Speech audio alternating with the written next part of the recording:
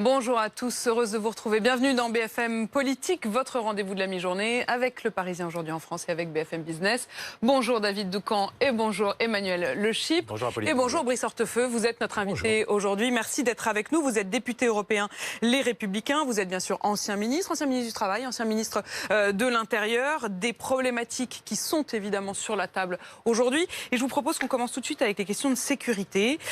Cette semaine a été marquée par une offensive de votre famille politique sur le fond de la sécurité. D'abord Xavier Bertrand, mais ensuite Bruno Retailleau notamment, qui accuse Emmanuel Macron, je le cite, de ne pas protéger les Français. Et ce matin, dans le journal du dimanche, le ministre de l'Intérieur, Christophe Castaner, ainsi que son secrétaire d'État à la sécurité, Laurent Nunez, répondent à la droite, répondent à Xavier Bertrand en particulier. Ils répondent à ces accusations. Ils disent jouer avec les chiffres, alimenter les fantasmes, faire flamber les peurs, ce n'est pas être un responsable politique. Est-ce que ça veut dire que vous et votre famille politique, vous faites de la politique politicienne avec les chiffres de la sécurité?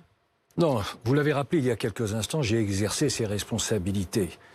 Et j'en mesure la difficulté, la pression que cela suppose. Et donc moi, je ne fais pas partie de ceux qui mettent en cause la bonne volonté du ministre de l'Intérieur, de son secrétaire d'État et de ses équipes, pour lesquelles d'ailleurs certaines avaient travaillé aussi à mes côtés il y a quelques années. Simplement, il y a la réalité. Ce n'est pas un fantasme. La réalité, c'est que quasiment tous les clignotants, quasiment tous, sont en train de virer au rouge. Vous avez plus 8% pour les coups et blessures volontaires, vous avez plus 12% pour les agressions sexuelles, c'était déjà plus 18% l'année précédente, vous avez plus 9% pour les homicides, il y a 970 homicides cette année, alors que c'était totalement stable depuis des années et des années. Vous avez une augmentation des cambriolages, et particulièrement des cambriolages à Paris. Et finalement, si vous faites la synthèse, et encore une fois, c'est la réalité, moi je préférais dire l'inverse. Vous avez 700 agressions par jour en moyenne, mais vous aussi, et c'est-à-dire 100 de plus, 100 de plus qu'il y a 2 ans. 100 de plus qu'il y a 2 ans. Ça, c'est ça la réalité des chiffres. Donc, il y a une pression de plus en plus forte. Ouais. Et ce n'est pas... vous dites...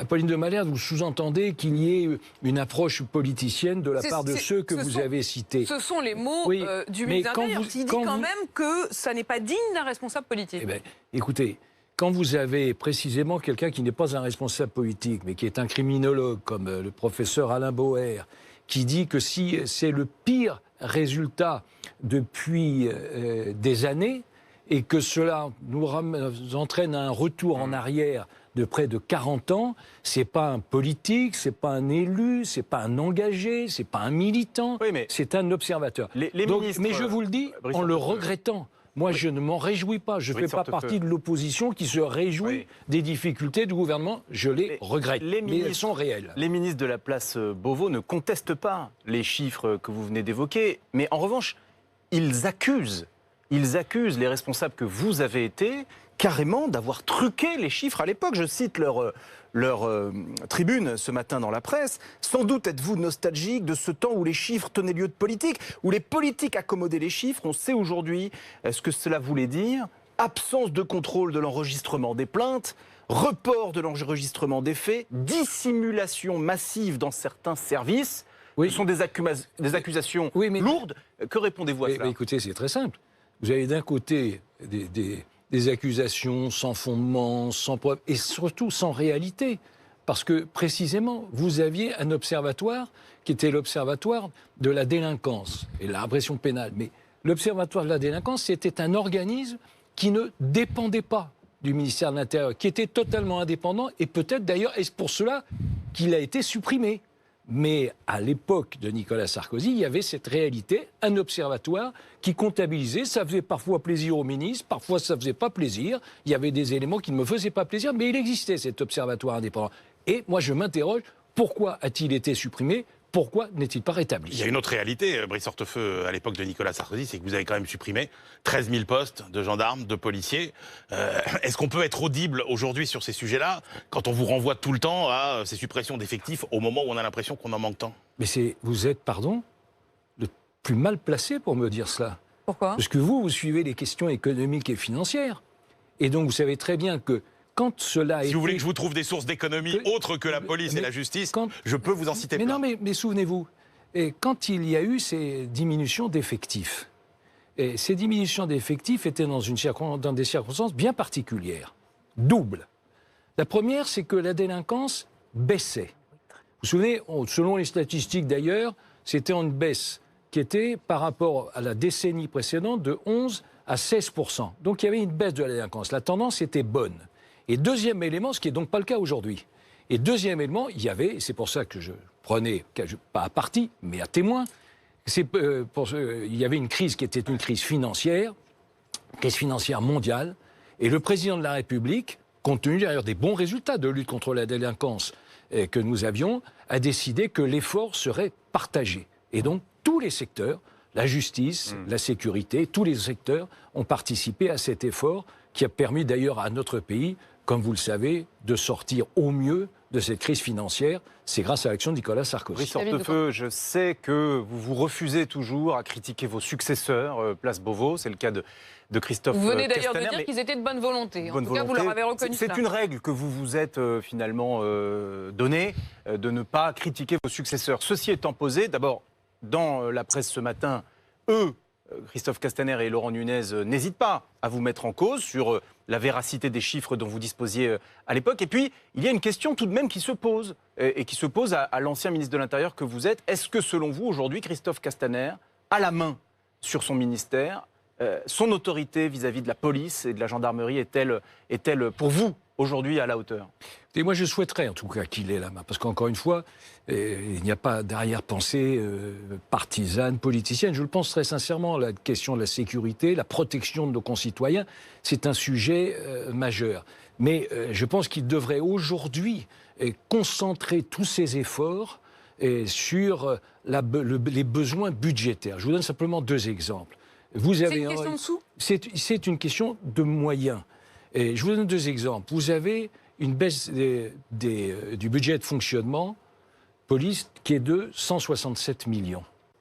Vous avez une baisse de l'investissement qui est de 58 millions. Vous savez ce que c'est l'investissement pour la police? C'est les voitures, c'est les équipements, c'est l'armement et tout ça. C'est difficile de vous suivre. Lorsque le budget a été voté à l'automne, il était en augmentation pour celui de la place Beauport. Non, pas du tout. Si. Vous voyez, alors, vous savez combien le diable se niche dans les détails. Alors, ce qui est en augmentation, c'est le budget global du ministère de l'Intérieur. Moi, je vous parle du budget de la police et d'ailleurs de la gendarmerie. Je vous parle de ce budget-là. Parce que, par exemple, le ministère a présenté la situation comme s'il y avait une augmentation des effectifs. Ils disent 1500. En réalité, il y a une baisse des effectifs de la police de 2480 postes police-gendarmerie. Vous savez comment on calcule, je ne rentre pas dans les détails, c'est les équivalents temps plein. Vous avez en réalité 2480 postes en moins dans mais il y a la quand même mission des points gendarmerie sur lesquels et ça fonctionne et ça police fonctionne bien. nationale. D'ailleurs, dans cette fameuse tribune ce matin et dans leur défense, Christophe Castaner et Laurent Nunez rappellent par exemple que les forces de sécurité ont déjoué 31 attentats depuis 2017. Là-dessus, vous dites chapeau? Mais, bien sûr, c'est un travail de longue haleine qui n'est pas d'ailleurs limité à 2017. Si on prend la période, peut-être qu'on parlera du terrorisme. Si vous prenez la période 2012 à aujourd'hui, c'est une soixantaine d'attentats qui ont été au total déjoués. Donc ça, c'est l'occasion de rendre hommage à la qualité à la fois de nos services de renseignement. Est-ce que sur la lutte contre le terrorisme, on est à la hauteur? Il y a eu trop d'attentats. Pardon, le terrorisme dans notre pays, ça a fait depuis 2012, depuis Mera, cela a fait 267 morts. Cela a fait 1500 blessés. Et aujourd'hui, notre pays est le 3e pays au monde victime du terrorisme. Or, naturellement, ceux qui sont en zone de conflit. Est-ce que vous feriez mieux? Est-ce que là-dessus, ils ont une marge plus grande? Est-ce que vous estimez qu'ils ne sont pas à la hauteur? Ou est-ce qu'au contraire, vous dites, voilà, c'est un fait? Mais sur la question des moyens, je vous le dis, parce que je pense que c'est un élément direct. Aujourd'hui, on est grosso modo, on est à 0,75% du budget consacré à un ministère de l'Intérieur. Je pense qu'il faudrait, et c'est sans doute le rôle du ministre, quel qu'il soit, d'essayer, compte tenu des circonstances, compte tenu de la dégradation, compte tenu d'une société qui est de plus en plus sous tension, compte tenu d'une société qui est de plus en plus violente, il faudrait que l'on bouge vers les 1%. Vous savez, on augmente la part consacrée à la lutte contre le terrorisme. Parce qu'il y a une tendance qui est une tendance historique, qui est une tendance à la baisse. Vous aviez dans les années 90 à peu près 4,5% budget qui était consacré aux dépenses régaliennes, c'est-à-dire armée, Emmanuel Le sécurité, Chypre, vous aimez les chiffres ce matin. Parce que c'est précisément, moi je ne veux pas faire ce qui vient d'être décrit, c'est-à-dire donner des mots, une avalanche de synonymes, supposer que, moi je vous donne des réalités. Oui. Alors justement, il y a un chiffre la réalité c'est celle-là, il faudrait que l'on tende vers 1% du budget. Mais vous voyez, vous êtes toujours sur le... En fait, c'est toujours dépenser plus ou dépenser moins, alors que quand on parlait de mieux faire fonctionner, c'est aussi une réforme de l'efficacité. C'est-à-dire en gros aller chercher, est-ce que c'est normal qu'un policier aujourd'hui consacre 40 ou 50% de son temps à faire de la paperasse, etc. La réforme de l'État qu'on attend tellement, cette réforme de l'administration, la simplification, tout ça, personne n'a jamais osé la faire en fait. Oui, c'est-à-dire l'illustration d'ailleurs est parfaite. C'est que si vous prenez, pour rester sur la question de la police, si vous prenez la situation, si vous prenez un instant T, vous avez aujourd'hui 878 policiers qui sont dans la rue, en agglomération parisienne. 878. Ils étaient 1126 en 2014. Voilà un exemple. Oui, donc il y a une dégradation, effectivement, de la sur présence l'utilisation de la police. David Doucan. Il y a un chiffre qui nous interpelle tous et face auquel on a le sentiment que les pouvoirs publics sont démunis. 106 policiers sont aujourd'hui soupçonnés de radicalisation. Peut-on faire quelque chose par rapport à cela? A-t-on aujourd'hui une idée précise des critères qui permettraient à leur hiérarchie de repérer ces signes de radicalisation? Avez-vous des préconisations sur ce sujet-là qui, encore une fois, semble laisser les autorités compétentes démunies? Oui, le chiffre que vous donnez, c'est un des chiffres qui circulent. Il y en a d'autres qui sont encore plus élevés, qui disent autour de 150. Et puis, si vous voulez être complet... 150 ? Autour de 150. Et si vous voulez être encore plus complet, vous pourriez rajouter, parce que ça lié aussi à les questions de sécurité, il y en a 80 qui ont été signalés par Aéroport de Paris. C'est important parce que c'est là où il y a naturellement un trafic aérien, où il y a des accès à des zones de sûreté. Donc c'est un lieu stratégique. Donc c'est un lieu stratégique. Vous ajoutez aux 150 que vous venez d'évoquer? Absolument, oui. D'accord. Donc il faudra que nous vérifions ces chiffres. Oui, bien sûr, bien sûr. Vous les tenez de sources internes? Je vous donne ça par dizaines, donc c'est pas sans doute facile, mais enfin, je vous garantis la proportion que je viens de vous indiquer. Nous vérifions. Donc il y a ces éléments-là. Donc, premier élément, donc, il y a cette réalité de menace de radicalisation. Et il y a, en matière de terrorisme, une deuxième menace, et sur laquelle l'État doit réagir. C'est les sorties de terroristes. Vous en avez 40... sorties de prison, vous voulez dire. Fin de peine. Sorties de prison, à l'issue de leur peine ou de réduction de peine. Vous en avez 42 ou 43 en 2020. Vous allez en avoir 55 l'année prochaine, et vous en avez eu 30 l'année dernière, et 30 encore l'année d'avant. Donc ça pose une deuxième question. Un deuxième sujet, mais sur le premier sujet, mais quels sont les critères? Comment on fait pour repérer un policier qui se radicalise? Écoutez, on a eu l'exemple malheureusement avec Harpon. Mais on n'a pas pu le repérer. On aurait dû le repérer. On aurait dû le repérer. Puisque, vous savez ce que le langage policier, on appelle ça des signaux. Mais là, ce n'est pas un signal faible qu'il y a eu. Quand il y a eu un certain nombre d'attentats, il s'en est réjoui. Après, il a corrigé, comme ça. Donc il y a des signaux faibles qui ne le sont pas ou qui deviennent des signaux forts. Vous avez des conversions qui sont des conversions tout d'un coup spectaculaires. Vous avez des formes de prosélytisme. Vous avez des attitudes. La fréquentation de certaines mosquées. Mais est-ce que ça ne conduit pas à une forme de soupçon généralisé? Une conversion, ça suffit à... Non, pardon, la langue française est suffisamment riche pour être précis. Il ne s'agit pas de soupçon, il s'agit de vigilance. Oui, il faut être vigilant dans la société qui est la nôtre. Emmanuel Macron a d'ailleurs appelé à une société de vigilance. Compte tenu de ce que je viens de vous rappeler, et encore une fois, la réalité des chiffres. Mais ça veut dire qu'il faut faire attention, je vous dis, à la fréquentation de la mosquée. Vous avez encore 120 mosquées salafistes dans notre pays. Bon, donc là, il y a une attention particulière. Il y en a 3 qui ont été fermés en 2 ans. Vous avez l'attention aux salles de sport. On sait que c'est un endroit bien particulier. Vous avez des signaux lorsque un intéressé, tout d'un coup, refuse d'être soigné par un médecin femme. Ou des attitudes particulières lorsqu'il y ait l'hospitalisation, en cas d'hospitalisation. Vous avez un certain nombre de signaux faibles et signaux forts, qui doivent être suivis. Mais c'est d'ailleurs le cas. Est-ce que vous estimez que sur ces points, le ministère de l'Intérieur aujourd'hui ou le gouvernement ne font pas suffisamment bien leur travail? Non, mais je vois ce que vous voulez. Non, je voudrais savoir. Vous nous voulez dites me conduire mais est-ce que vous à une réflexion. La vraie question, c'est est-ce que sur tous ces points sur lesquels tout le monde est globalement d'accord, Emmanuel Macron lui-même avait appelé à cette société de vigilance dont vous-même vous reprenez le terme, est-ce que vous estimez que sur cet objectif, les moyens sont déployés, les moyens non seulement financiers, on en parlait à l'instant, mais également en termes de décision, d'autorité, ou est-ce que vous pensez qu'il reste une marge de progression? Il reste bien sûr une marge de progression. Moi, je ne veux pas tomber dans l'histoire politicienne. Hein. C'est pas du tout. Moi, je ne suis pas venu pour ça, parce qu'encore une fois, ce qui me préoccupe, c'est la protection de notre société, et ce qui préoccupe d'ailleurs ma famille politique, comme les autres, c'est comment faire au mieux. Je vous le dis, il y a cette menace, il y a une vigilance qui doit être une vigilance permanente, parce que notre pays est aujourd'hui toujours un pays cible du terrorisme. Il y avait la menace exogène, elle est en train de diminuer, puisque naturellement avec la disparition de l'État islamique. Mais enfin, attendez, il reste encore sans doute 350, 370 Français qui sont sur site. Juste un mot encore avant qu'on fasse une pause sur ce que vous évoquiez à l'instant avec David, la question des sortants de prison. Qu'est-ce que vous proposez? Est-ce qu'on ne va pas les garder à vie en prison? Qu'est-ce qu'on fait? Non, c'est une proposition des Républicains, et à laquelle moi je souscris totalement, c'est qu'il faut qu'il y ait une rétention de sûreté. Ça existe dans d'autres cas, et donc il faut établir cette rétention de sûreté, parce que nous avons malheureusement l'exemple qui s'est déroulé à Londres. Attendez, à Londres, une fois qu'on a purgé sa peine, on refait une nouvelle peine. Exactement, mais ça existe pour les délinquants sexuels, pardon, vous le savez certainement. Et moi j'observe une chose, ça a l'air de vous surprendre, mais enfin j'observe une chose, c'est que les 2 derniers attentats qui ont eu lieu à Londres, c'est précisément commis par des individus qui sortaient de prison à l'issue de leur peine. Et le dernier, en effet, dimanche dernier, il y a précisément une semaine, il avait été condamné pour fait de terrorisme. La mesure de rétention de sûreté est une mesure qui est à mon avis aujourd'hui indispensable, et je ne comprends pas pourquoi le gouvernement ne la prend pas.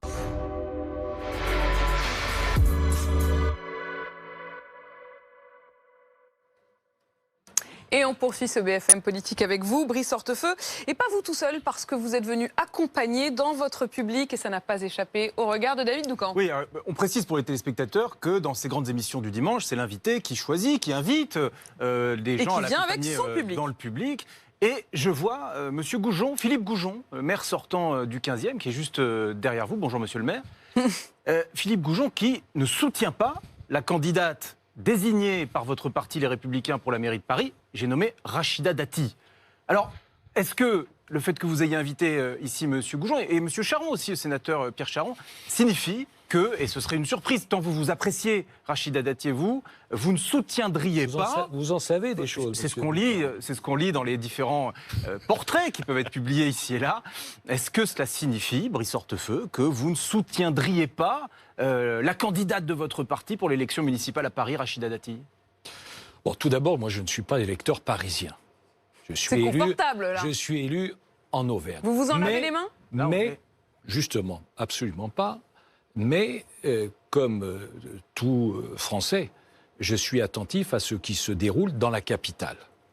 Et je pense que Paris désespère aujourd'hui ceux qui y vivent et ceux qui s'y rendent, dont je fais partie.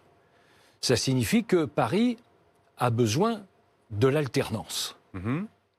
Et aujourd'hui, le chemin de l'alternance est un chemin que l'on peut emprunter, qui est un chemin difficile, puisque c'est pas si loin. Lors du dernier scrutin, notre candidate, la candidate de notre famille politique, qui était Nathalie Kosciusko-Morizet, avait été en tête au premier tour, et avec 35% des voix. Malheureusement, ça n'avait pas suffi. Mais il faut aujourd'hui tout faire pour qu'il y ait cette alternance dont Paris a besoin. Soyons Rachida Dati clairs. soit élue. Deuxième- Est-ce que Rachida Dati est la meilleure candidate pour parvenir à l'alternance? Deuxième élément. Je sens que vous Ma partez en langue famille, de bois. non, votre pas portefeuille. du tout. Au contraire, là maintenant c'est trop tard la langue de bois. C'est quand j'étais beaucoup plus jeune. Maintenant je suis beaucoup plus libre. Bon, alors allez-y, Et à démontrez-le. l'égard de tous ou de toutes. Ma famille politique a choisi de soutenir Rachida Dati. Et je souhaite donc le succès de Rachida Dati. Et pense même, je vais vous dire, malgré toutes les perches que vous me tendez, et je pense même que c'est aujourd'hui la seule qui puisse espérer réussir l'alternance. Et dans ce cas, vous dites à M. Goujon, dans ce cas, Brice Hortefeux, attendez, vous dites à mais M. je vais Goujon, jusqu'au bout. il faudra voter pour Rachida Dati au troisième tour.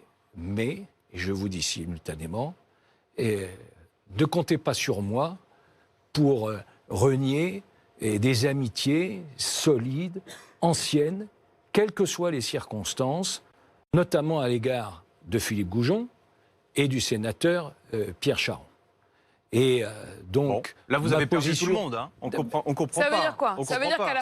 qu'à la fin, tout le monde se rassemble, ça veut à la dire fin, tout le que monde je se suis retrouve. convaincu que le moment venu, tout le monde se rassemblera. Et de toute manière, pourquoi pas, mais je dis ça de l'extérieur, les dépôts des listes c'est jusqu'au 27 février. Moi, je pense que chacun devrait faire un effort pour qu'il y ait l'unité. Vous espérez que Rachida Dati puisse à nouveau tendre la main, ou en tout cas qu'ils puissent s'entendre tous les deux, et au fond, qu'ils fassent liste commune dès maintenant. Moi, je vous dis, je soutiens Rachida Dati parce que c'est le candidat de ma famille. Philippe Goujon est le maire du 15e qui a d'ailleurs fait un très bon travail et je suis sûr que ses administrés le soutiendront avec l'aide notamment de Pierre Charon et bien d'autres. Et donc, je souhaite bien sûr son succès.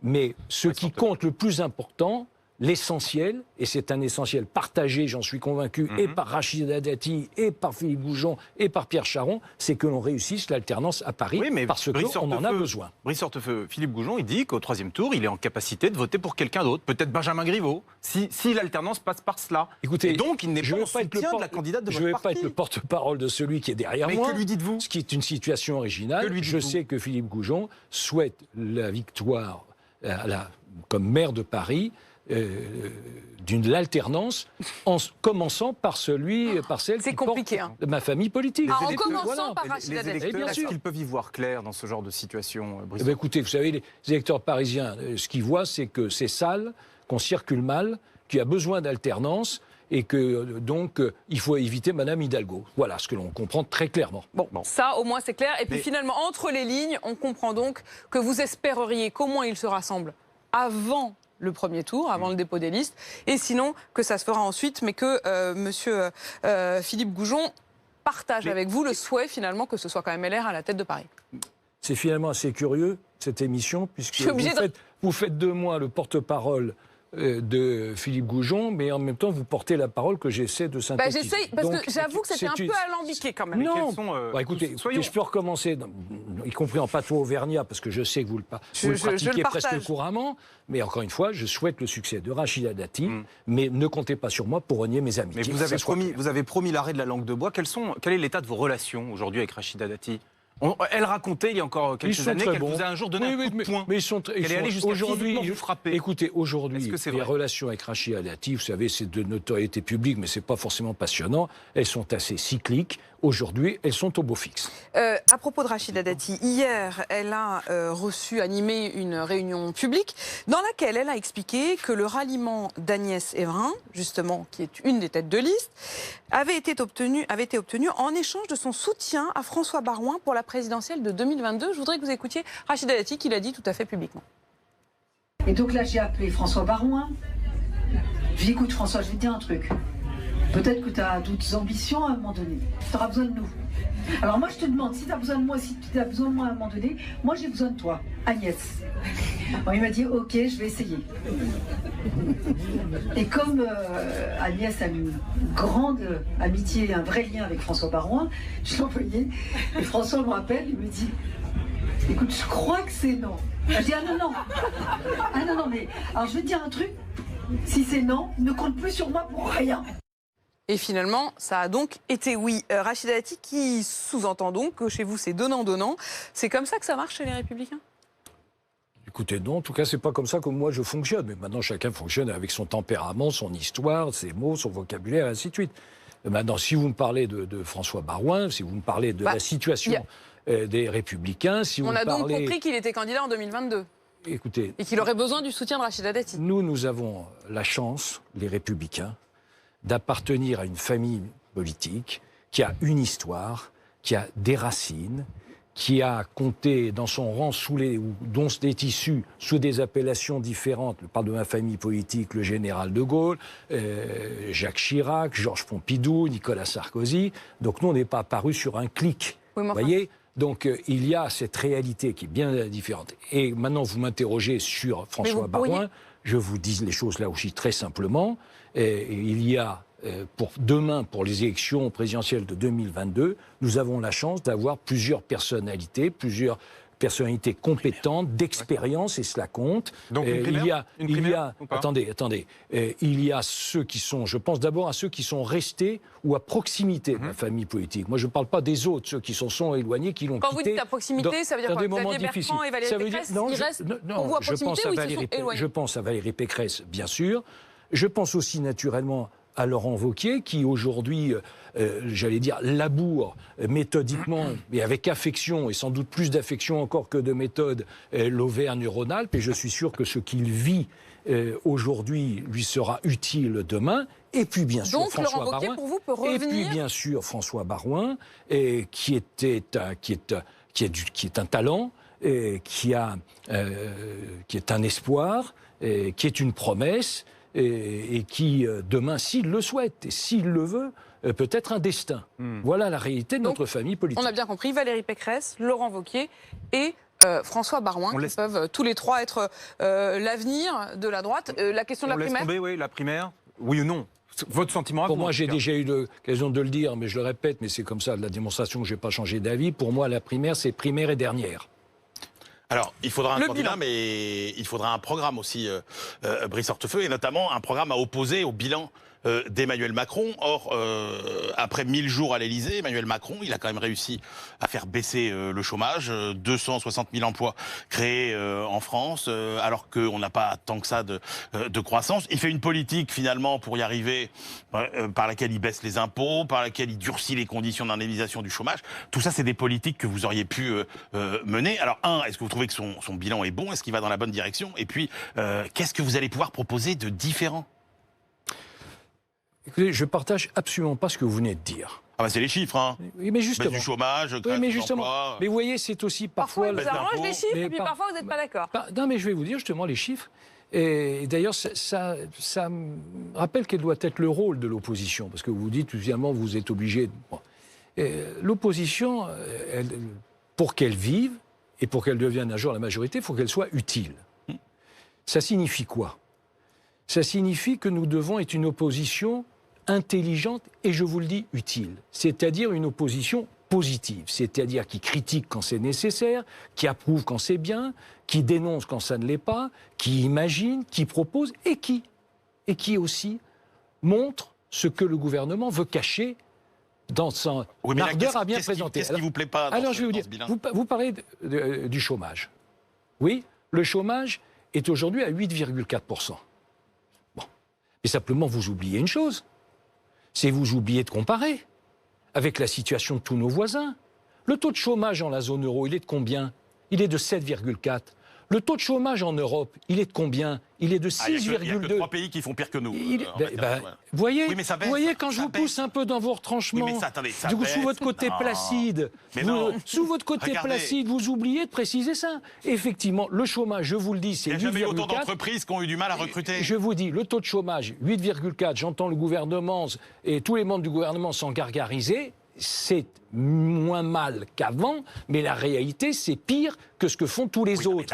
Puisque vous avez un taux de chômage qui est à 6,2 en Europe. Si vous prenez les impôts, puisque je reprends votre liste en quelque sorte, si vous prenez les impôts, vous dites les impôts, je pense que vous imaginez, vous faites référence à la baisse de 5 milliards d'impôts Par exemple, sur l'impôt sur le revenu. C'est bien ça votre raisonnement. Très bien. On en est où en matière de prélèvement obligatoire?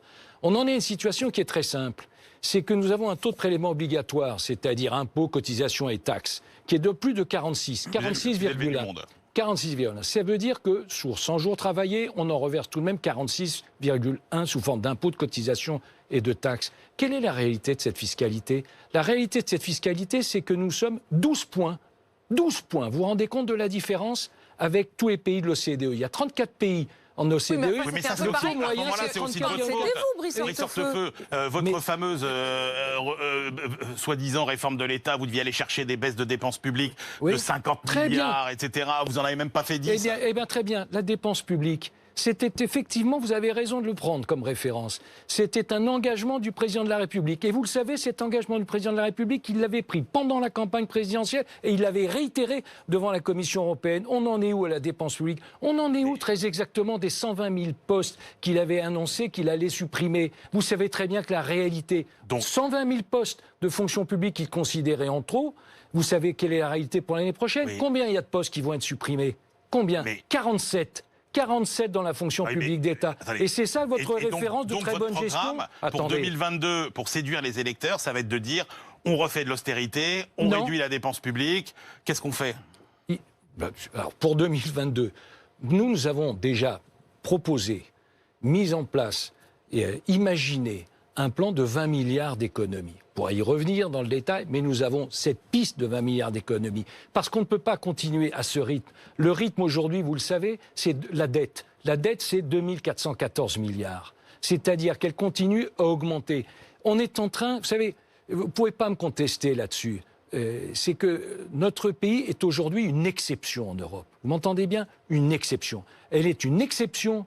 Nous sommes une exception en termes de dépenses publiques, en poids des prélèvements obligatoires et en dette. Une exception, il n'y a pas d'équivalent dans la durée à la situation de notre pays. Donc, pardon, le bilan du gouvernement. Non, mais de dire on est différent. Mais non, mais oui, les Français, c'est pas ça qui va. Et ça ne suffira pas de critiquer le bilan. Ça, on aura le temps. Leur donner de l'espoir. Ça, on aura le temps d'ici là. Précisément, je vous le dis, mais il faut commencer par avoir la sincérité de la reconnaissance de la réalité et ne pas être dans le déni. Je vous dis, en chômage, nous faisons moins bien. En déficit, nous faisons moins bien. En dette publique, nous faisons moins bien. En matière de construction, ça devait être le choc de construction. Vous vous souvenez certainement de cet engagement. Baisse de 8,3% des constructions, des délivrances de permis de construire. C'est ça la réalité? Non. Mais comment vous faites, Brice Hortefeux, pour diminuer drastiquement la dépense publique telle que vous le suggérez dans une France post-Gilets jaunes, qui clairement a réclamé davantage de services publics, qui a dit on a besoin d'aide pour le pouvoir d'achat? C'est ça aussi qui a entraîné. Si vous voulez me faire dire que les manifestations des Gilets jaunes, ça a entraîné tout d'un coup, on a ouvert les cordons de la bourse, contribuant d'ailleurs... Non, mais c'est pas là-dessus. David Doucan vous dit, attention, vous le savez très bien, la France aujourd'hui, elle est inflammable, elle est fragile, elle est pleine de souffrance. Comment vous faites? Vous arrivez et vous dites, on va couper à la serpe? Non, mais bien sûr, c'est pas comme ça, naturellement, qu'il faut faire.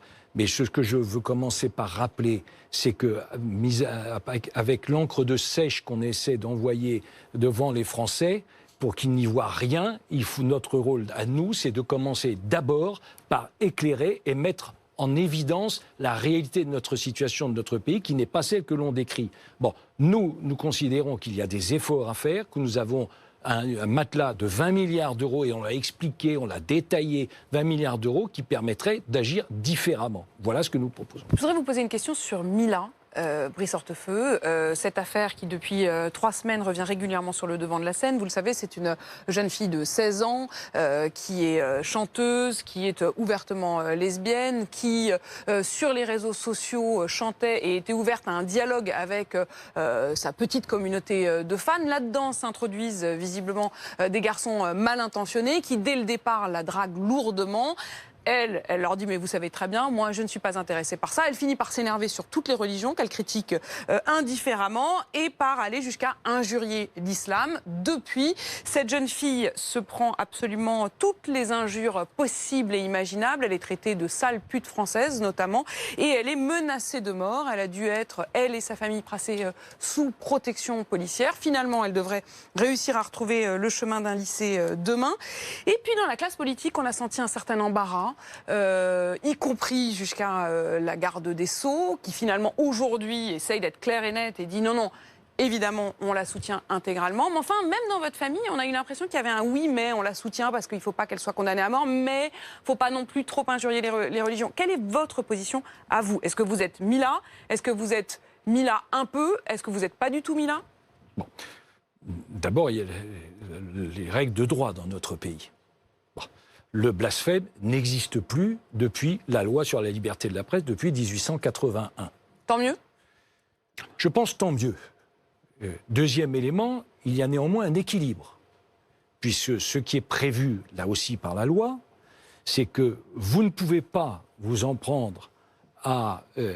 vous pouvez attaquer, injurier, dénoncer, se moquer d'une religion, mais vous ne pouvez pas attaquer les adeptes.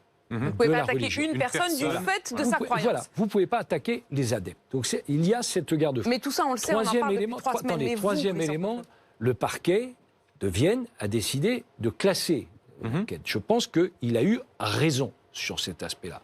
Maintenant, à ma position plus personnelle, les propos de cette adolescente, et c'est pour ça qu'il faut en même temps se souvenir que c'est une jeune fille, ces propos sont inutilement agressifs et injurieux. Elle se fait traiter quand même, je le cite, notamment de sale pute française, on va te niquer. Mais bien sûr, mais ces propos étaient inutilement agressifs et injurieux, et d'ailleurs, elle-même a reconnu l'excès. Elle a eu raison de le faire. Bon.